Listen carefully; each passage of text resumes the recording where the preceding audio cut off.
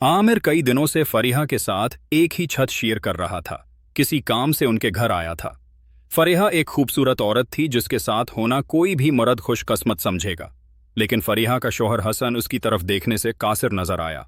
इसका दिल जज्बात से धड़क रहा था। आमिर को फरीहा पर तुरस आने लगा। अभी 4 बज के क्या बाय सारी अब 4 बज चुके थे और वो काफी देर से सड़कों पर घूम रहा था। वो गाड़ी एक दोस्त के घर पहुंचा और फरीहा को घर ले आया। घर पहुंचकर फरीहा अपने काम में मसरूफ हो गई और आमिर काफी देर तक अपने कमरे में बैठा रहा। रात का खाना दोनों ने इकट्ठे खाया और फिर आमिर अपने कमरे में चला गया। 10 औ की पुस्तक आता 10 थे और वो अभी सोने के लिए लेट ही था कि दरवाजे पर हल्की सी दस्तक हुई। दरवाजा हल्का सा खोलकर फरीहा ने अंदर झांका और पूछा कि क्या वो अंदर आ सकती है। आमिर ने सिर हिलाया। फरीहा ने फिर शर्माते हुए कहा, मैं कुछ देर यहां बैठूंगी, मैं सो नहीं सकता और मुझे डर लगता है। फरीहा सल्की गाउन पहने कमरे में खड़ी थी। उसके बाल पूनीटील में बेचैन थे। उसकी पलकें ठोड़ी पर फड़फड़ा रही थीं। आमिर ने भारी नशा भरी आवाज में कहा, तुम अपने कमरे में जाओ, मैं हाजिर हूंगा। फरीहा बाहर निकली। आमिर उठ खड़ा हुआ और शर्मंदा चेहरे के साथ अपने कमरे की तरफ बढ़ गया। फरीहा वापस अपने कमरे में चली गई और आमिर आहिस्ता से उठकर चप्पल पहनकर दरवाजे की तरफ बढ़ गया। एक झंझलाहट का एहसास उसके जिस्म पर रेंगने लगा। उसके दरवाजे के सामने खड़े होकर उसने एक गहरा सांस लिया और उसे हल्का सा धिका दिया। यह तवक्को के मुताबिक खुला था। वो अंदर दाखिल हुआ और झटके से दरवाजा बंद कर दिया। वो बेचैनी से कमरे की तरफ बढ़ी। ये देखकर वो घबराकर मुस्कुराई और कहने लगी, आज मुझे बहुत डर लग रहा है। मुझे ऐसा लगा जैसे किसी ने खिड़की खोलने की कोशिश की हो। तो मैं उठकर उसे महफूज तरीके से बंद कर दिया। उसने अपने नाजुक हाथों की मुखमली अंगुलियां मरोड़ते हुए कहा, तुम गलत समझ रही हो फरीहा, यहां कोई नहीं है और कोई अंदर नहीं आ सकता, इसलिए डरने की जरूरत नहीं है। वो बेतरतीब कालीन को पांव से रोंदता हुआ आगे बढ़ा। वैसे भी अब जब मैं यहां हूं, तुम सुकून से सो सकते हो। डरने की कोई बात नहीं है। कोई अंदर भी आए तो मैं उसका ख्याल रखूंगा।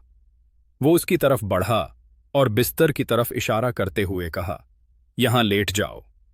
फरीहा ने आमिर की तरफ देखा। उसे उसकी आंखों से नशे की लहर दौड़ती महसूस हुई। हचकचाते हुए वो कांपते हाथों से कंबल को एडजस्ट करते हुए बेड पर लेट गई। आमिर ने उसे देखा। वो बिलाशबह बहुत खूबसूरत थी। उसके नरम गुलाबी गालों के दरमियान उसकी नाक का घुमाव उसकी खूबसूरती को बढ़ा रहा था। सिया की बड़ी नशा भरी आंखें कोड़ों से ढकी हुई थीं, जो आहिस्ता से फड़फड़ा रही थीं और उसके होंठ गुलाब के फूलों का अकस थे।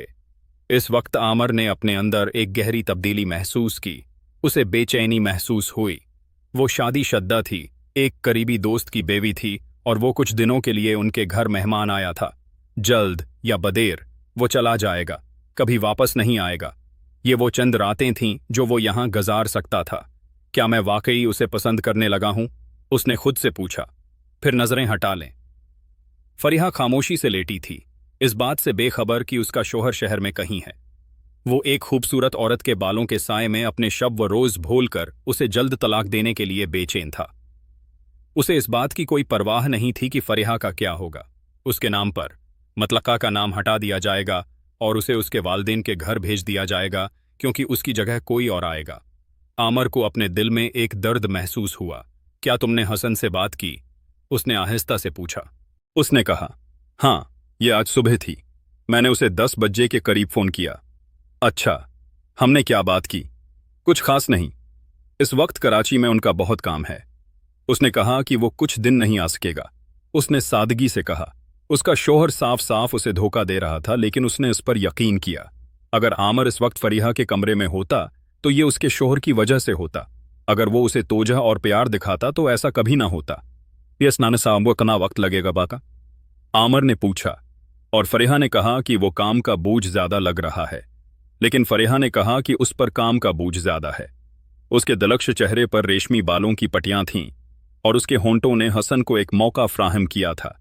अगर वह उसे तलाक दे देता तो उसके दिल में उसके लिए बेपनाह मोहब्बत का एहसास होता। फरीहा ने उसे प्यार का मतलब सिखाया था। आज वो उससे तेकी था। उसे सेमबाई से ये कि अपने बारे में बेहतर महसूस करने लगी थी और उसने उसे अपने पास रखकर सोते हुए कहा, फरीहा सो रही थी और 3 मंजिला होटल के सहन में जाकर नाश्ता का ऑर्डर दिया, लेकिन कई बार कोशिश करने के बाद भी फोन बंद करके उसने फोन बंद कर दिया। मसला